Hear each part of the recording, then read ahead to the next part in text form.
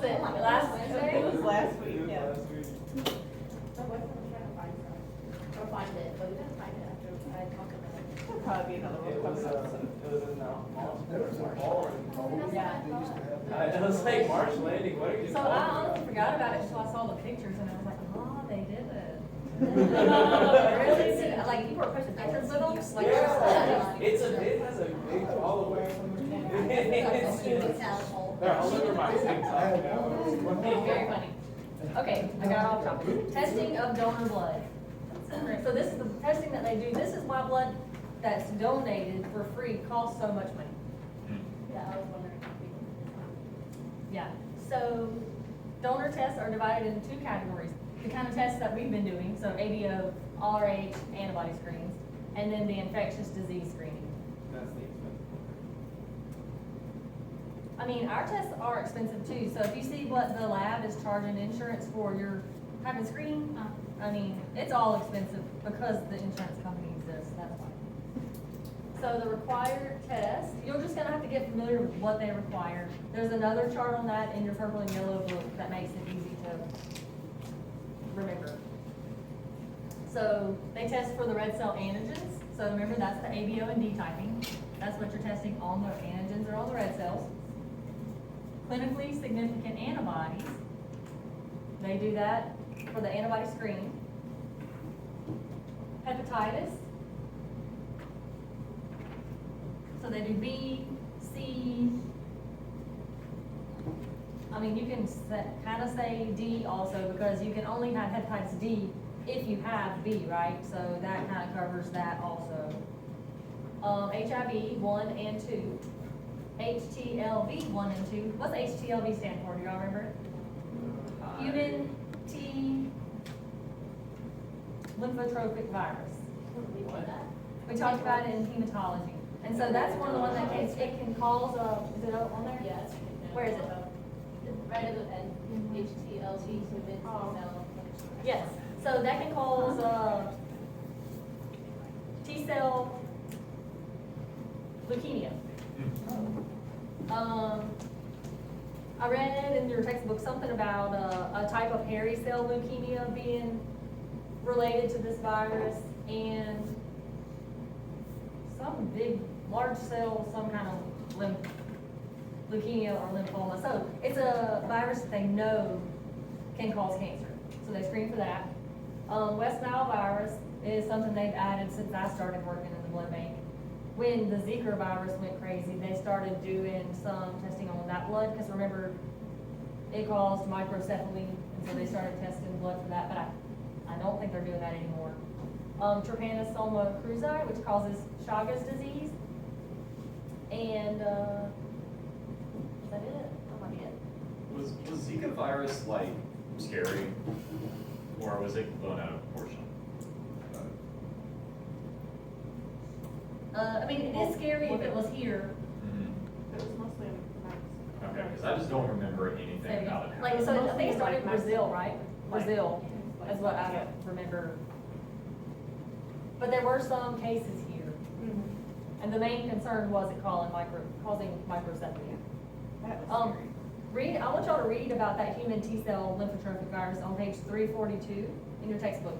So I just think it's interesting, and reading about it will help you remember it. Okay. 342.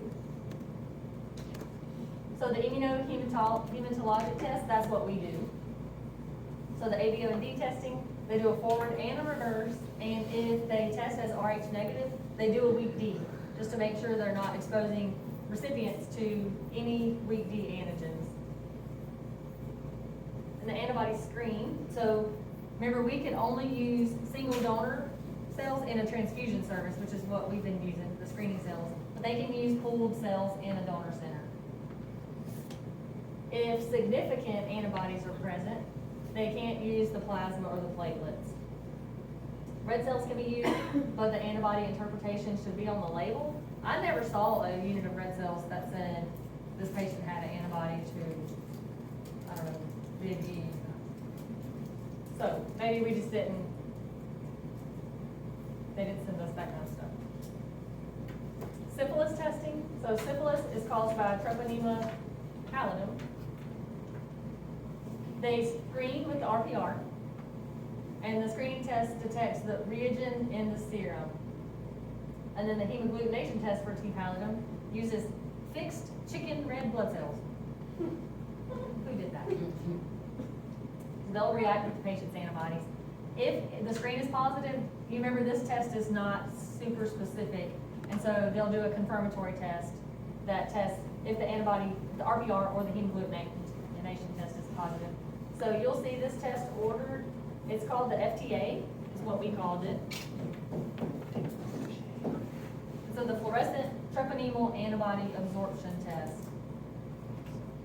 And so you'll see those on the pregnant women, so they do the RPR on everybody that comes in to have a baby. If they order the FTA on that lady, every time you're gonna be going, what has she been doing? Because you'll know, if they order this on her, her RPR was positive.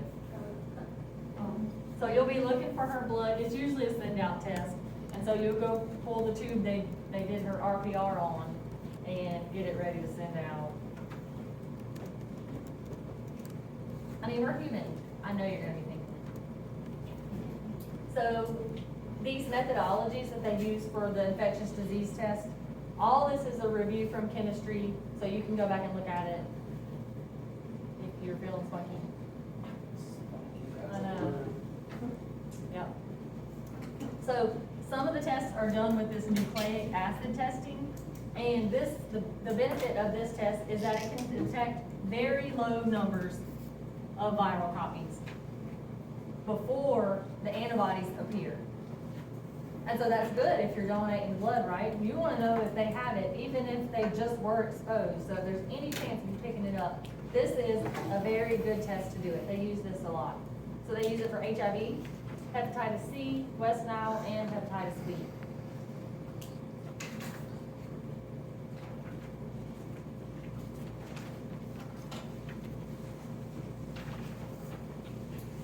So this is more of the methodologies. You will have some methodology questions on your boards, so I want you to go back and look at them. Y'all know about sensitivity and specificity. This is all the different types of hepatitis. You gotta have B to be able to get D. A is the kind you can get from like eating oysters or from a restaurant. So if you get A, you get B. Not unless you get exposed to it, but if this is usually transmitted through needles. Yeah, I remember B. So if you're doing bad stuff, your chances you're gonna get exposed to something else anyways is pretty good. So I think that's why those people can also get D, because they're already doing bad stuff, right? Quit doing black coke. Yes, I wouldn't. Probably got fentanyl in it, not a good idea. That's the greatest struggle. It's not. No, none of the drugs are like they used to be. I agree 100%. I'm just saying. So, one thing you need to know for the test. Quick, what did it call? Hepatitis is still the most common.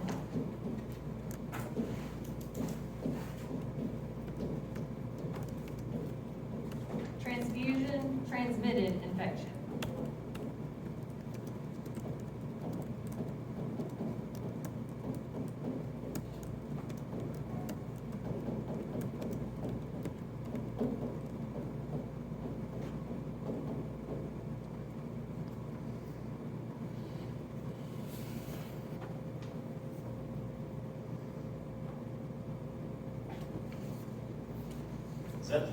Is that happening just because they're not catching it in their blood? So say they just did something bad, right? Or whatever, they got exposed at work, or you never know, I don't know, whatever happens. And they don't have enough copies of it for it to pick up on that nucleic acid test. If it's not picking up on there, then they definitely don't have antibodies yet. And they do antibody testing and that nucleic acid testing.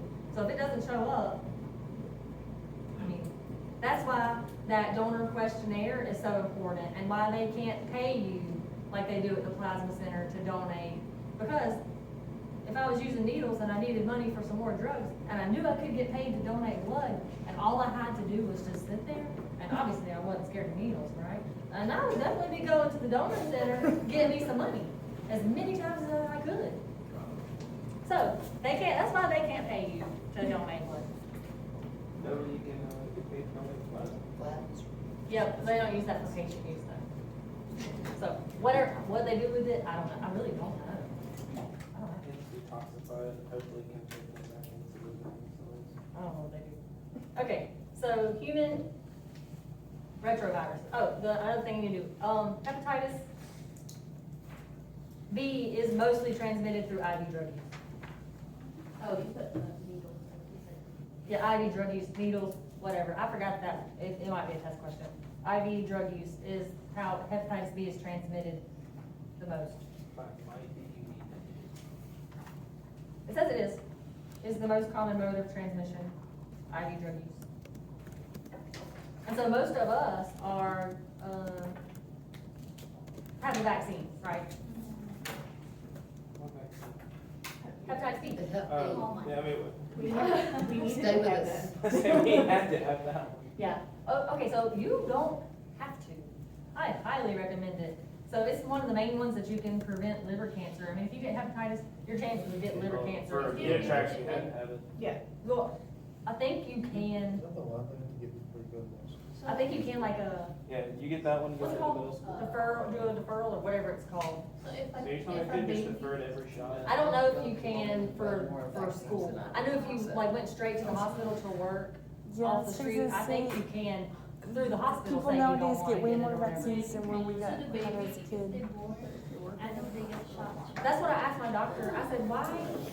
If I know I'm gonna be, my baby was born, they wanted to give him the shot the day he was born. And I was like, can I have cause I gave him the vitamin K shot and all that. So I'm like, can I have like, you have to take him to the doctor in the first week. I was like, can I have a minute before you give him all these shots? It was just scary.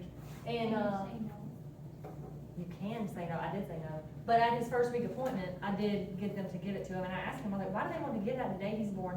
They know I'm going straight home and he's not gonna be exposed to nobody for probably 3 months. Cause we were in a pandemic. I didn't go anywhere. And they said it is the #1 way to prevent cancer. They said you can't prevent many cancers, but it prevents liver cancer. And I'm like, okay, give it to him. So, and he made sure that I knew that before his very first day of daycare, he needed to be all the way done with those shots, because You know they're fixing to take that away though, which one, what? like being vaccinated in Mississippi, it's like a requirement, you have to have it Yeah, for school to and go to daycare. school. They're getting ready to take it away.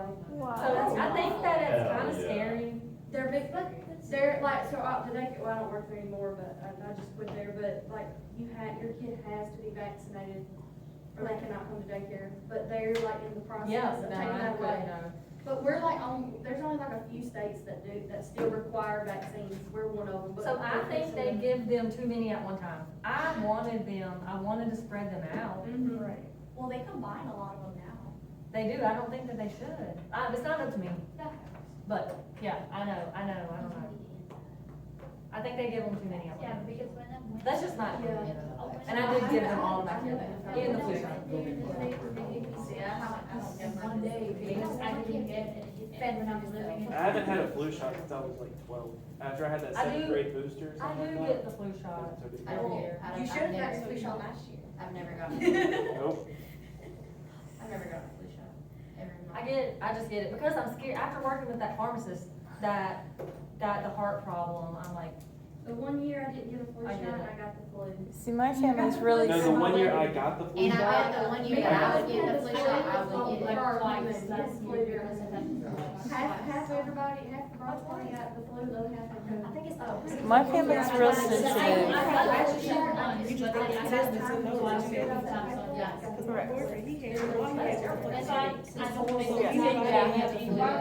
okay, human retrovirus.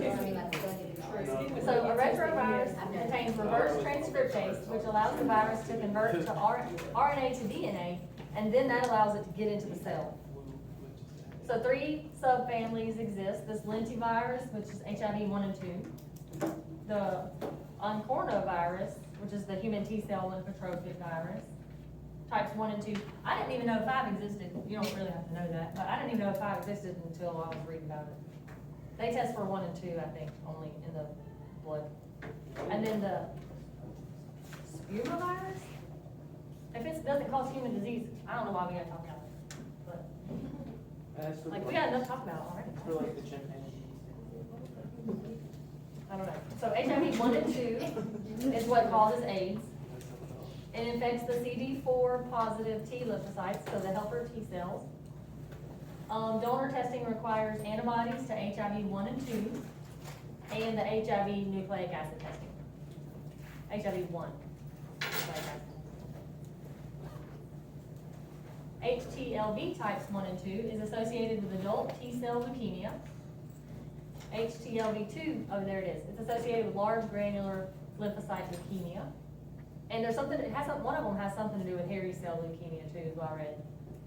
And all donors are tested for the antibodies. West Nile virus is a mosquito-borne flavivirus, is that how you say it? It causes symptoms from mild fever all the way to encephalitis, coma, and death. And so we did West Nile virus testing on lots of spinal fluid if people came in with like meningitis type symptoms. They use the nucleic acid testing for that. Is this the last one? Yeah, we're almost done. So, look backs is usually what the supervisor does. So a look back investigation involves actions taken when donor test results are positive for hepatitis, HIV, HTLV, or West Nile. And so usually that happens after the after the hospital has already received blood products, and say the donor goes and donates again. They were negative for everything the first time, and then the next time they have some positive hepatitis C antibodies, for example. Then the hospital notifies the donor center notifies the hospital and the patient, the donor. They'll send the donor, you donate the blood, this time your donor blood popped up positive for something. They'll mail you a letter, so you know that you need to follow up with your doctor. And they call the hospital and say, hey, do you have this unit number on your shelf? The donor tested positive this time for whatever. So the first thing you're gonna do is look it up in the computer and see if you issued it, if you did, who received it, and if you didn't, you're gonna pull it off the shelf. Every blood bank is gonna have a quarantine shelf, so you'll pull it off the shelf to make sure nobody else uses it, and you'll quarantine it in the computer, so that even if somebody tries to use it, the computer's gonna tell them, you can't use this one. And, you'll usually get your money back for it from the donor center. And, if the patient received it, then you have to write a letter and send it to the patient's doctor, and the patient's doctor will follow up with them. There are some of these diseases, if the patient's dead, you don't have to do anything. HIV is not one of those. You always have to notify somebody. Because what if they've exposed somebody, I guess is the reason. So look back investigations are pain in the butt. The supervisor usually takes care of it, but I just want you to know that there's rules you have to follow in how you notify the doctor of the patient.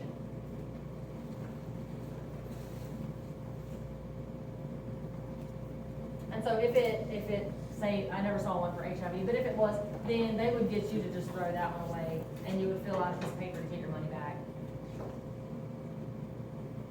And then you have to notify the recipients for certain diseases. And you don't call the patient, you call the doctor, and you'll send them a letter, and they will do the hard work. So the additional testing, CMV, remember that's a mono-like virus that's found, CMV's in the white blood cells. So we don't transmit CMV as much as we used to with blood because we leuko-reduce blood, right? So that decreased the risk. CMV negative blood is given to infants and anybody who is immunocompromised. So if they don't know their CMV status, so if you're seropositive for CMV, then if you get CMV positive blood, it doesn't matter because you've already been exposed to it. Most of us have been exposed to it. If the problem is if they have not been exposed to it and they're immunocompromised, you don't want to give it to them. So Chagas disease is caused by Trypanosoma cruzi. It's by the Reduvic bug. Blood collected in areas with many Latino immigrants get the EIA test. And bacterial contamination. Platelets So apheresis platelets and platelet concentrates must be tested for bacteria because they're stored at room temperature, and that's where bacteria really like to grow. So, things that you need to know for the test.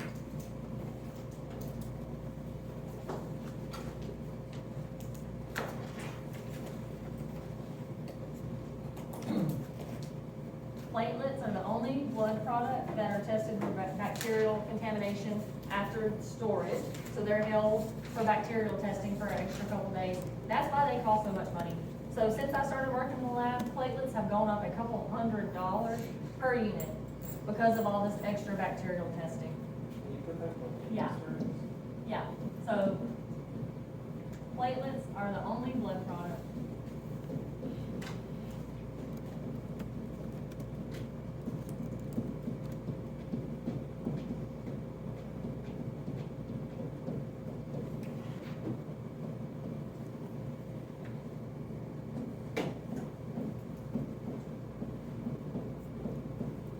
When they're tested for bacterial contamination.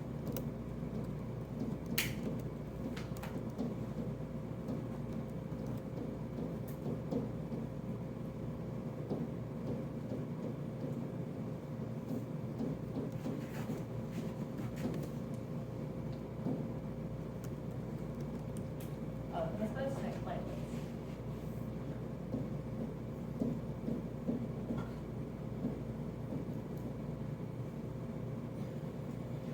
Oh my God. So there's this special technique that they use when they're pulling a unit of platelets off of the donor that has this extra pouch. And so they'll start drawing the blood off, and the first blood that comes out goes into this little separate pouch. And then they cut it off, like they seal that line off.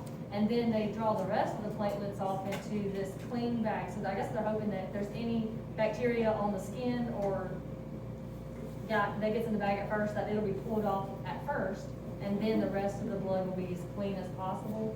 You can read about that in the book. That's something I had never heard of. I've never donated platelets, but they say they do it on every unit now because platelets are the highest risk of bacterial contamination. So you need to know which patients should not receive CMV positive blood.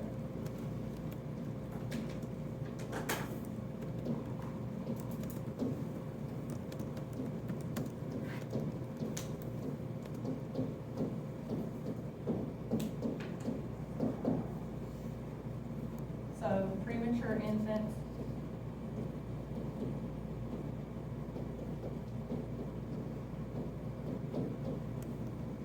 HIV positive patients,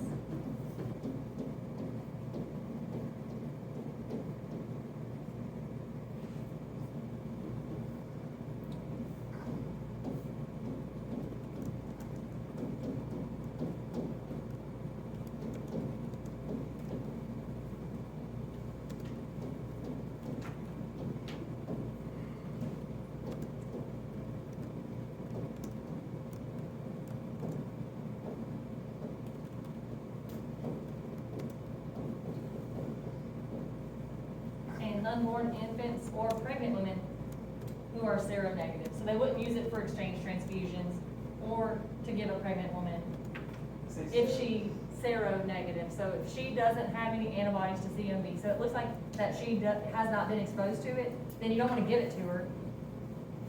And so these three patient populations. And so immunocompromised patients obviously fall in this category.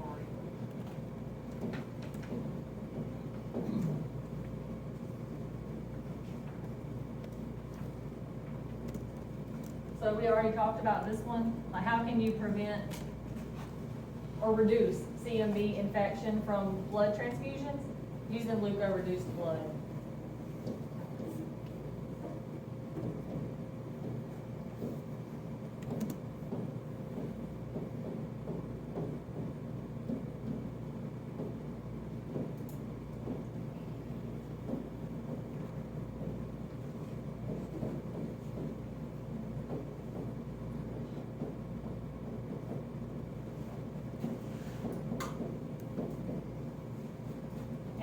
all Luca reduced at this point.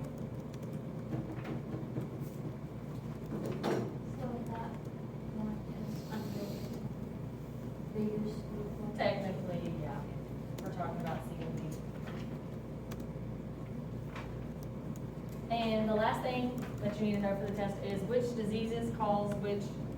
Just trying to separate this out here so it don't get confusing. So you know what causes.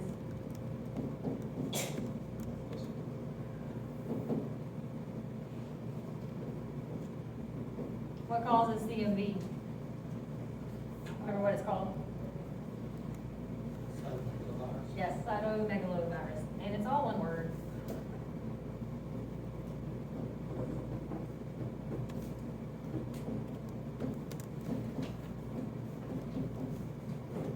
Doesn't cyto mean cell? I think it does. So if that helps you remember that it's from the white blood cells. It's in the white blood cells, so cyto, if that helps you remember it in the future. What causes Chagas disease? Yeah.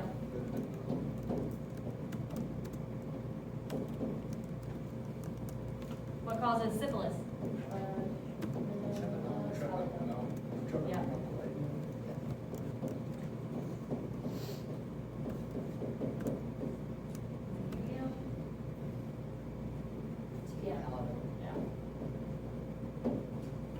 And what causes malaria? What's one of them? The main one we talked about. Mosquitoes.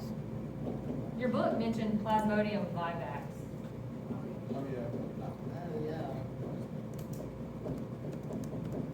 So Plasmodium something, you'd be able to pick that out. If there was Plasmodium in there, they were talking about malaria.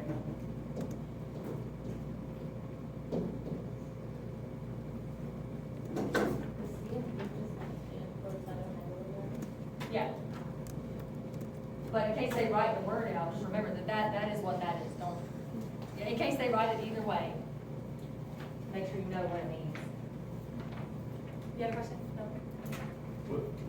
Were we supposed to know what causes CMV? Yeah, so know like what's what. So CMV is caused by, so if they wrote something either way, if the question was worded either way, know what, like, so if it said, what is the organism that causes Chagas disease, you'll have to be able to pick out which one.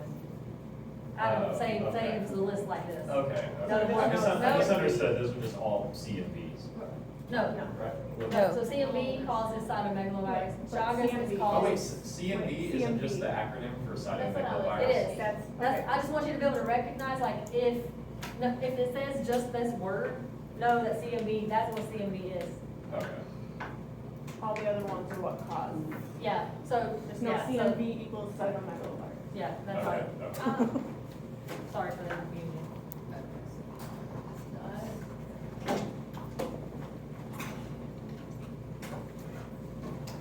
So if you got a positive RPR, what's the possibility of infection? Syphilis, which is the treponema pallidum. That's how questions could be worded. So, let's take a 5-minute break while I print your anagrams to practice for homework. And then y'all can go.